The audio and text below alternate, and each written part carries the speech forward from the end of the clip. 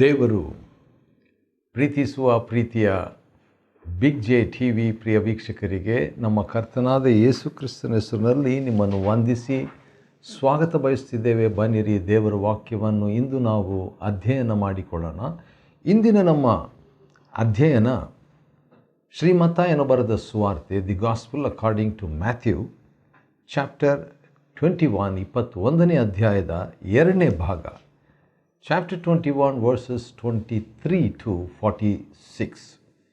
ಮತ್ತಾಯ 21, 23ನೇ ವಚನದಿಂದ 46ನೇ ವಚನದವರೆಗೆ. 21ನೇ ಅಧ್ಯಾಯ ಮತ್ತಾಯ 23ರಿಂದ 46 ವಚನಗಳು.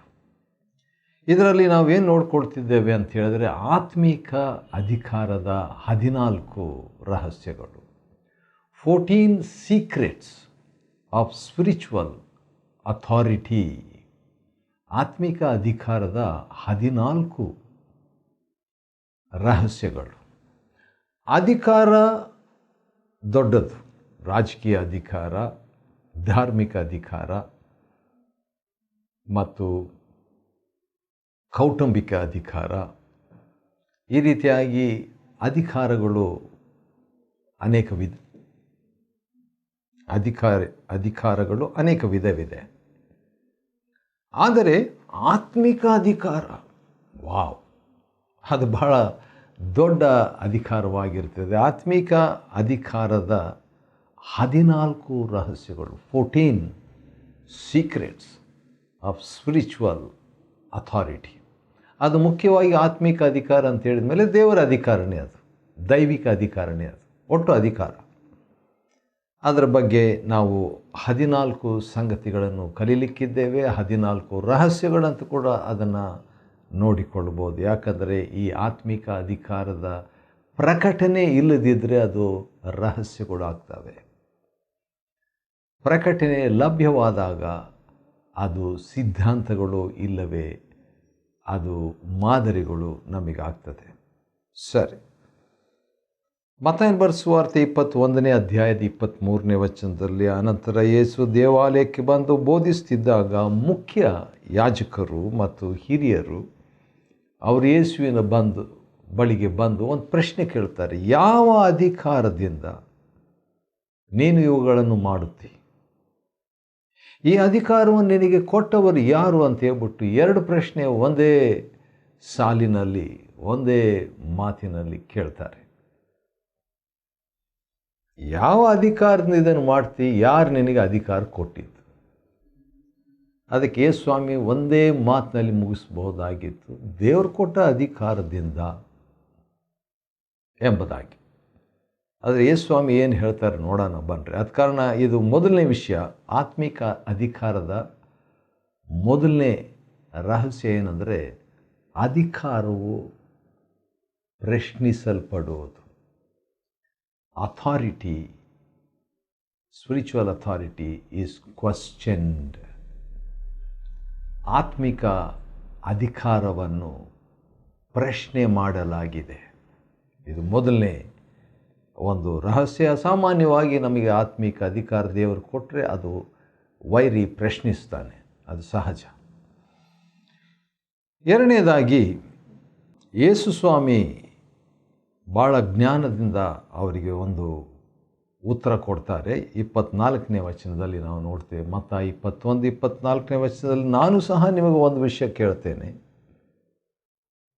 ಅದಕ್ಕೆ ನೀವು ನನಗೆ ಉತ್ತರ ಹೇಳಿದರೆ ನಾನು ಯಾವ ಅಧಿಕಾರದಿಂದ ಇವುಗಳನ್ನು ಮಾಡುತ್ತೇನೆ ಎಂದು ನಿಮಗೆ ಹೇಳುತ್ತೇನೆ ಎಂದು ಹೇಳಿ, ಯೋಹಾನನ ದೀಕ್ಷಾಸ್ನಾನವು ಎಲ್ಲಿಂದ ಬಂತು? ಪರಲೋಕದಿಂದಲೋ ಇಲ್ಲವೇ ಮನುಷ್ಯರಿಂದಲೋ ಎಂಬುದಾಗಿ ಕೇಳ್ತಾನೆ. ಇಲ್ಲಿ ಈ ಆತ್ಮಿಕ ಅಧಿಕಾರದ ಬಗ್ಗೆ 2ನೇ ರಹಸ್ಯವನ್ನು ನೋಡ್ತೇವೆ. ಮೊದಲನೇದಾಗಿ ಆತ್ಮಿಕ ಅಧಿಕಾರ ಪ್ರಶ್ನೆ ಮಾಡಲಾಗಿತ್ತು. ಎರಡನೇದಾಗಿ ಆತ್ಮಿಕ ಅಧಿಕಾರದ ಮೂಲ.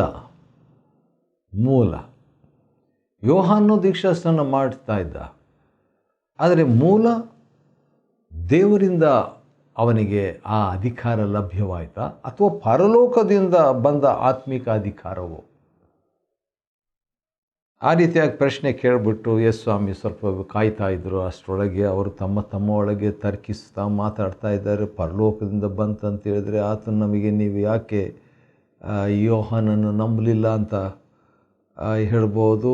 ಒಂದು ವೇಳೆ ಮನುಷ್ಯರಿಂದ ಬಂತು ಅಂತ ಹೇಳಿದರೆ ಜನರಿಗೆ ನಾವು ಭಯಪಡಬೇಕಾಗ್ತದೆ. ಯಾಕಂದರೆ ಜನರೆಲ್ಲರೂ ಯೋಹಾನನನ್ನು ಪ್ರವಾದಿ ಅಂತ ಗೌರವಿಸ್ತಾಯಿದ್ರಿ ಅಂತ ಹೇಳ್ಬಿಟ್ಟು ಅವರು ಬಂದು ಯೇಸು ಸ್ವಾಮಿಗೆ ಉತ್ತರ ಕೊಡ್ತಾರೆ. ಬಹುಶಃ ಒಂದು 20 ಸೆಕೆಂಡ್ಸ್, 30 ಸೆಕೆಂಡ್ಸ್, 40 ಸೆಕೆಂಡ್ಸ್ ತಕ್ಕೊಂಡು 1 ನಿಮಿಷದೊಳಗೆ ಬಹುಶಃ ಒಂದು ಚಿಕ್ಕ ಕಮಿಟಿ ಮೀಟಿಂಗ್ ಇಟ್ಕೊಂಡು ಈಗ ಬಂದು ಉತ್ತರ ಕೊಡ್ತಾರೆ. ನೋಡ್ರಿ ನೋಡೋಣ, ಕೇಳಿಸ್ಕೊಳ್ಳೋಣ ಏನು ಉತ್ತರ ಕೊಟ್ಟರು ಎಂಬುದಾಗಿ. ಮತ್ತಾಯ 21:27 ವಚನ, ಅವರು ಯೇಸುವಿಗೆ ನಮಗೆ ಗೊತ್ತಿಲ್ಲ ಎಂದರು. ನಮಗೆ ಗೊತ್ತಿಲ್ಲ ಎಂಬುದಾಗಿ ಹೇಳಿದರು. ಯಾಕಂದರೆ ಗೊತ್ತಿದ್ದುಕೊಂಡು ಅದನ್ನು ಹೇಳಿದರೂ ಸಮಸ್ಯೆ, ಹೇಳದಿದ್ದರೂ ಹೀಗೆ ಹೇಳಿದರೂ ಸಮಸ್ಯೆ. ಅದಕ್ಕೆ ಆಪ್ಷನ್ ಬೇರೆ ಯೇಸು ಸ್ವಾಮಿ ಕೊಟ್ಬಿಟ್ಟಿದ್ದಾರೆ. ಪರಲೋಕದಿಂದನಾ ಮನುಷ್ಯರಿಂದನಾ? ಪರಲೋಕದಿಂದ ಹೇಳಿದರೂ ಸಮಸ್ಯೆ, ಮನುಷ್ಯರಿಂದ ಅಂತ ಹೇಳಿದರೂ ಸಮಸ್ಯೆ. ಆದ ಕಾರಣ ನಮಗೆ ಗೊತ್ತಿಲ್ಲ ಅಂತ ಹೇಳಿದರು. ಆ ರೀತಿಯಾಗಿ ಹೇಳಿದಾಗ ಅವರು ಏನು ವ್ಯಕ್ತಪಡಿಸಿದರಂದರೆ ತಮ್ಮ ಆತ್ಮಿಕ ಅಧಿಕಾರದ ಅಜ್ಞಾನವನ್ನು ಅವರು ಪ್ರಕಟಿಸ್ತಾರೆ. Third secret is ignorance of spiritual authority. ಆತ್ಮಿಕ ಅಧಿಕಾರ ಪ್ರಶ್ನೆ ಮಾಡಲಾಯಿತು. ಆತ್ಮಿಕ ಅಧಿಕಾರದ ಮೂಲವನ್ನು ನಾವು ತಿಳ್ಕೋಬೇಕಾಯಿತು. ಈಗ ಆತ್ಮಿಕ ಅಧಿಕಾರ ಅಜ್ಞಾನ ಅಥವಾ ಗೊತ್ತಿಲ್ಲ ಅಂತ ಹೇಳಿದಾಗ ಆತ್ಮಿಕ ಅಧಿಕಾರದ ಅಜ್ಞಾನವನ್ನು ನಾವು ನೋಡ್ತೇವೆ. ಆ ರೀತಿಯಾಗಿ ಅವರು ಹೇಳಿದ ತಕ್ಷಣ ಯೇಸು ಸ್ವಾಮಿ ತನ್ನ ಒಂದು ಉತ್ತರವನ್ನು ತಿಳಿಸ್ತಾರೆ. ಅದು ಭಾಳ ಇಂಟ್ರೆಸ್ಟಿಂಗ್ ಆಗಿದೆ. ಮತ್ತಾಯನ ಬರೆದ ಸುವಾರ್ತೆ 21ನೇ ಅಧ್ಯಾಯದ ಮತ್ತು 27ನೇ ವಚನದ 2ನೇ ಭಾಗ. ಅದಕ್ಕೆ ಯೇಸು ಅವರಿಗೆ, ನಾನು ಸಹ ಯಾವ ಅಧಿಕಾರದಿಂದ ಇವುಗಳನ್ನು ಮಾಡುತ್ತೇನೆಂದು ನಿಮಗೆ ಹೇಳುವುದಿಲ್ಲ. ಅವ್ರ ಪ್ರಶ್ನೆ ಏನಾಗಿತ್ತು? ಯಾವ ಅಧಿಕಾರದಿಂದ ಇವುಗಳನ್ನು ನೀನು ಮಾಡ್ತೀ? ಈ ಅಧಿಕಾರವನ್ನು ನಿನಗೆ ಕೊಟ್ಟವರು ಯಾರು? ಯೇಸು ಸ್ವಾಮಿ ಆನ್ಸರ್, ಯಾವ ಅಧಿಕಾರದಿಂದ ಇವುಗಳನ್ನು ಮಾಡುತ್ತೇನೆಂದು ನಿಮಗೆ ಹೇಳುವುದಿಲ್ಲ. ಹಾಗಾದರೆ ಇದರಿಂದ ನಾವು ಕಲಿಯುವಂಥ ಒಂದು ಆತ್ಮಿಕ ರಹಸ್ಯ ಏನಂತ ಹೇಳಿದರೆ, ಆತ್ಮಿಕ ಅಧಿಕಾರದ ರಹಸ್ಯ ಅಥವಾ ಆತ್ಮಿಕ ಅಧಿಕಾರದ ನಿರಾಕರಣೆ ಅಥವಾ ಆತ್ಮಿಕ ಅಧಿಕಾರದ ಮೌನ. ಕೇಳಿದ ಪ್ರಶ್ನೆಗೆ ಅವರಿಗೆ ಉತ್ತರ ಸಿಗಲಿಲ್ಲ. ಮೌನ, ಅನಿಶ್ಚಿತ. ಏನು ಬೇಕಾದರೂ ನೀವು ತಿಳ್ಕೊಳ್ರೆ ಆದರೆ ಆನ್ಸರ್ ಬರಲ್ಲ, ಉತ್ತರ ಕೊಡಲ್ಲ ಎಂಬುದಾಗಿ. ಸರಿ, ಅಂದ ಹಾಗೆ ನಾವು ಏನು ಅಧ್ಯಯನ ಮಾಡ್ಕೊಳ್ತಿದ್ವಿ, ಏನು ಸ್ಟಡಿ ಮಾಡ್ಕೊಳ್ತಿದ್ವಿ ಅಂದರೆ ಮತ್ತಾಯನ ಬರೆದ ಸುವಾರ್ತೆ 21ನೇ ಅಧ್ಯಾಯದ 2ನೇ ಭಾಗ 23ರಿಂದ 46 ವಚನಗಳಲ್ಲಿ ಆತ್ಮಿಕ ಅಧಿಕಾರದ 14 ರಹಸ್ಯಗಳನ್ನು ನಾವು ನೋಡ್ಕೊಳ್ತಾ ಇದ್ದೇವೆ. ಈಗಾಗಲೇ 4 ರಹಸ್ಯಗಳು ಆಯಿತು, ಇನ್ನು 10 ರಹಸ್ಯಗಳಿದೆ. ಅದನ್ನು ನಾವು ನೋಡಬೇಕಾಗಿದೆ. ಬೇಗ ನೋಡೋಣ ಬನ್ನಿರಿ. 5ನೇ ಆತ್ಮಿಕ ಅಧಿಕಾರದ ರಹಸ್ಯ ಏನಂತ ಹೇಳಿದರೆ, ಒಬ್ಬ ಮನುಷ್ಯನಿಗೆ 2 ಮಕ್ಕಳಿದ್ರಂತೆ. ಸ್ವಾಮಿ ಹೇಳ್ತಾರೆ, ಮೊದಲನೇವನ ಬಳಿಗೆ ತಂದೆ ಹೋಗ್ಬಿಟ್ಟು, ಮಗನೇ ಹೋಗಿ ಈ ಹೊತ್ತು ನನ್ನ ದ್ರಾಕ್ಷಿಯ ತೋಟದಲ್ಲಿ ಕೆಲಸ ಮಾಡು ಅಂತ ಹೇಳ್ತಾನೆ. ಮಗನೇನು ಹೇಳ್ತಾನೆ? ನಾನು ಹೋಗಲ್ಲ ಎಂಬುದಾಗಿ ಹೇಳಿಬಿಟ್ಟು, ಅನಂತರ ನಾನು ಯಾಕೆ ಹೀಗೆ ಮಾತಾಡಿದೆ ತಂದೆಗೆ? ತಂದೆ ಆತ್ಮಿಕ ಅಧಿಕಾರ ವಹಿಸಿದಂಥ ವ್ಯಕ್ತಿ, ನಾನು ಹಾಗೆ ಮಾತಾಡ್ಬಿಟ್ನಲ್ಲ ಅಂತ ಹೇಳ್ಬಿಟ್ಟು ಪಶ್ಚಾತ್ತಾಪಪಟ್ಟು ತೋಟಕ್ಕೆ ಹೋದನು. ಇದರಲ್ಲಿ ನಾವು ಕಲಿಯುವಂಥ 5ನೇ ರಹಸ್ಯ ಏನಂದರೆ ರಿಪೆಂಟಿವ್ ಅಥಾರಿಟಿ. ಪಶ್ಚಾತ್ತಾಪದಿಂದ ಅಧಿಕಾರಕ್ಕೆ ಒಳಪಡುವಂಥದ್ದು. ಆಮೇಲೆ ತಂದೆ 2ನೇವನ ಬಳಿಗೆ ಬಂದು ಅದೇ ಪ್ರಕಾರವಾಗಿ ಹೇಳಿದನು. ಏನಂತ? ಮಗನೇ ಹೋಗಿ ಈ ಹೊತ್ತು ನನ್ನ ದ್ರಾಕ್ಷಿಯ ತೋಟದಲ್ಲಿ ಕೆಲಸ ಮಾಡು ಅಂತ ಹೇಳಿದಾಗ ಮಗನು ಏನು ಹೇಳ್ತಾನೆ, 30ನೇ ವಚನ, ಮತ್ತಾಯ 21:30, ನಾನು ಹೋಗುತ್ತೇನೆ ಅಪ್ಪ, ನಾನು ಹೋಗ್ತೇನೆ ಎಂದು ಹೇಳಿದರು, ಹೋಗಲಿಲ್ಲ. ಹಾಗಾದರೆ ಇಲ್ಲಿ ನಾವೇನು ಕಲಿಯುವಂಥದ್ದು ಏನಿದೆ ಅಂತ ಹೇಳಿದ್ರೆ, ಇದು ಎಂಥ ಅಧಿಕಾರ? ಇದು ಹಗುರವಾದ ಅಧಿಕಾರ, ಇನ್ಡಿಸಿಪ್ಲಿನ್ಡ್ ಅಥವಾ ಅಜಾಗ್ರತೆ, ಕೇರ್ಲೆಸ್ ಅಥಾರಿಟಿ. ಅಧಿಕಾರ ಗಂಭೀರವಾಗಿ ತೆಗೆದುಕೊಳ್ತೀರ, ಆಯ್ತು ಹೋಗ್ತೇನೆ ಅಂತ ಹೇಳ್ಬಿಟ್ಟು ಆಮೇಲೆ ಹೋಗಲಿಲ್ಲ. ಸರಿ, ಅದನ್ನೇ ನಾವು ಅಲ್ಲಿ ಕಲಿತೀವಿ. ಕೆಲವು ಸಾರಿ ನಾವು ಹಾಗೆ ಮಾಡಿದ್ವಿ. 31ನೇ ವಚನ, 21ನೇ ಅಧ್ಯಾಯ ಮತ್ತಾಯನ ಬರೆದ ಸುವಾರ್ತೆ 21:31, ಅದರಲ್ಲಿ ಈ ಇಬ್ಬರಲ್ಲಿ ಯಾವನು ತಂದೆಯ ಇಷ್ಟದಂತೆ ನಡೆದವನು ಅಂತ ಹೇಳುವಾಗ ಅವರು ಮೊದಲನೇವನೇ ಅಂತ ಹೇಳ್ತಾರೆ. ಇಲ್ಲಿ ನಾವು ಕಲಿಯುವಂಥದ್ದು 31ನೇ ವಚನದಲ್ಲಿ ತಂದೆಯ ಅಧಿಕಾರ, ಫಾದರ್ಸ್ ಅಥಾರಿಟಿ. ತಂದೆಗೂ ಒಂದು ಅಧಿಕಾರ ಇತ್ತು. ಆ ಅಧಿಕಾರದ ಪ್ರಕಾರವಾಗಿ ನಡೆದಂಥ ಮಗನು ಮೊದಲನೇವನು. ನಾನು ಹೋಗಲ್ಲ ಅಂತ ಹೇಳ್ದ, ಆದರೂ ಕೂಡ ಆಮೇಲೆ ಹೋಗ್ತಾನೆ. ಈಗ ಯೇಸು ಸ್ವಾಮಿ ತಾನು ಹೇಳಿದಂಥ ಸಾಮ್ಯವನ್ನು ಈಗ ಅನ್ವಯಕ್ಕೆ ತರ್ತಾ ಇದ್ದಾರೆ. ಅದೇನಂತ ಹೇಳಿದರೆ, ಸುಂಕದವರು ವೇಶ್ಯರು ನಿಮಗಿಂತ ಮೊದಲು ದೇವರ ರಾಜ್ಯದೊಳಗೆ ಸೇರುವರೆಂದು ನಿಮಗೆ ನಿಜ ನಿಜವಾಗಿ ಹೇಳುತ್ತೇನೆ. ಎಂಥ ಅಧಿಕಾರ? ಕೃಪೆಯ ಅಧಿಕಾರ, ಗ್ರೇಸ್ ಅಥಾರಿಟಿ.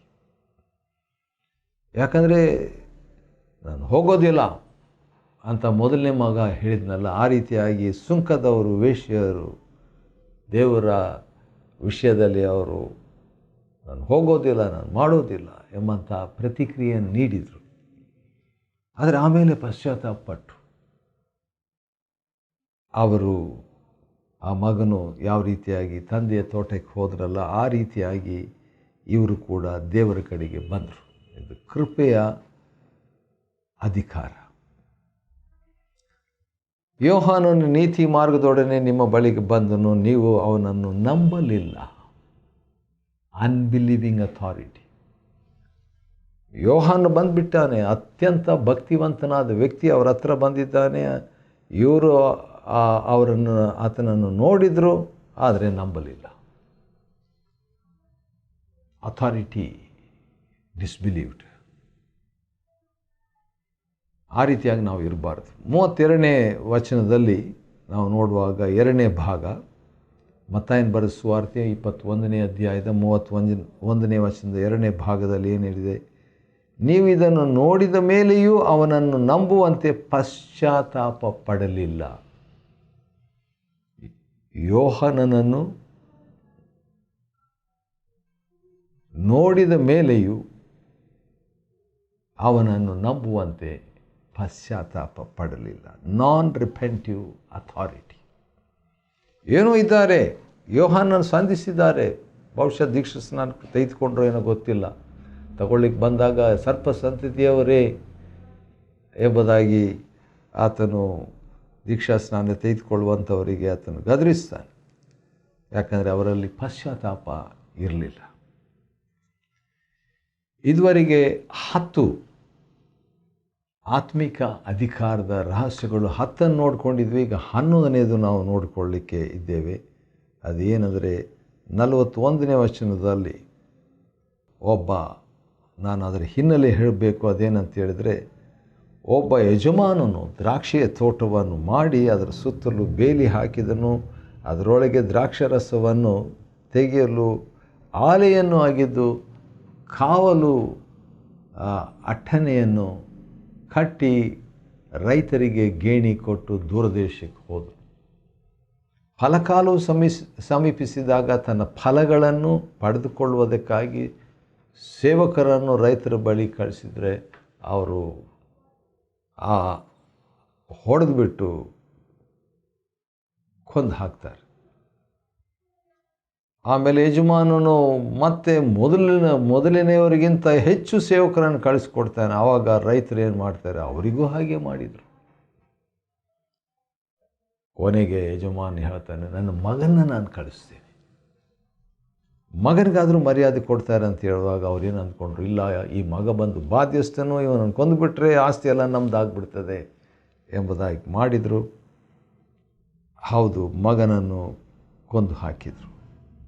ಆ ರೀತಿ ಇದ್ದಾಗ ಈಗ ಯಜಮಾನೇ ಬರ್ತಾನೆ. ಬಂದುಬಿಟ್ಟು ಏನು ಮಾಡ್ತಾನೆ, ರೈತರಿಗೆ ಏನಾಗ್ಬೋದು ಅಂತ ಹೇಳ್ಬಿಟ್ಟು ನೋಡುವಾಗ ಹೌದು, ಅವರಿಗೆ ಮರಣದಂಡನೆ ವಿಧಿಸಿ ತನ್ನ ಫಲಗಳನ್ನು ಸಲ್ಲಿಸುವ ಬೇರೆ ರೈತರಿಗೆ ಕೊಡ್ತಾನೆ ಅಂತ ಹೇಳ್ಬಿಟ್ಟು. ಹಾಗಾದರೆ ಚೇಂಜ್ಡ್ ಅಥಾರಿಟಿ. ಯಜಮಾನ ಕೆಳಗಿದ್ದರು, ಈಗ ಬೇರೆ ವ್ಯಕ್ತಿಗಳನ್ನು ರೈತರಿಗೆ ಕೊಡ್ತಾನೆ ರೀ. ಸರಿ, ಅನಂತರ 42ನೇ ವಚನದಲ್ಲಿ ಇನ್ನೊಂದು ಅಧಿಕಾರದ ಬಗ್ಗೆ ನಾವು ನೋಡ್ತೀವಿ. ಯೇಸು ಮನೆ ಕಟ್ಟುವವರು ತಿರಸ್ಕರಿಸಿದ ಕಲ್ಲೇ ಮುಖ್ಯವಾದ ಮೂಲೆಗಲ್ಲಾಯಿತು. ಮೂಲೆಗಲ್ಲಿನ ಅಧಿಕಾರ. ಯಾರು ಬೇಡ ಅಂತ ಹೇಳಿದ್ರು ಅದನ್ನೇ ದೇವರು ಮುಖ್ಯವಾದ ಮೂಲೆಗಳಾಗಿ ಮಾಡಿದರು. ಇದು ಹೇಗಾಯಿತು? ಇದು ಕರ್ತನಿಂದಲೇ ಆಯಿತು ಅಂತ ಕೀರ್ತನೆ 118, 22, 23 ವಚನದಲ್ಲಿ ಇದೆ. ಹಾಗಾದರೆ ಇದು ಕರ್ತನಿಂದಲೇ ಆಯಿತು. ಅಧಿಕಾರವು ದೇವರಿಂದಲೇ. The source of authority is from the Lord. ಕರ್ತನಿಂದಲೇ. 43ನೇ ವಚನದಲ್ಲಿ ಕೊನೆಯದಾಗಿ ಅಧಿಕಾರದ ಮತ್ತೊಂದು ರಹಸ್ಯವನ್ನು ಕಲೀಲಿಕ್ಕೆ ಹೋಗೋಣ ಬನ್ನಿರಿ. ಆದ್ದರಿಂದ ದೇವರ ರಾಜ್ಯವು ನಿಮ್ಮಿಂದ ಕಿತ್ತುಕೊಂಡು ತಕ್ಕ ಫಲ ಕೊಡುವ ಜನರಿಗೆ ಕೊಡಲಾಗುವುದು ಎಂದು ನಾನು ನಿಮಗೆ ಹೇಳುತ್ತೇನೆ.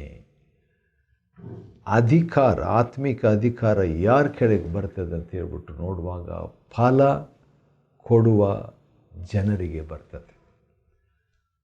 ಫಲ ಕೊಡದಂಥ ಜನರ ಕಡೆಯಿಂದ ತೆಗೆಯಲಾಯಿತು. ಏನು ತೆಗೆಯಲಾಯಿತು? 43ನೇ ವಚನ, ದೇವರ ರಾಜ್ಯ.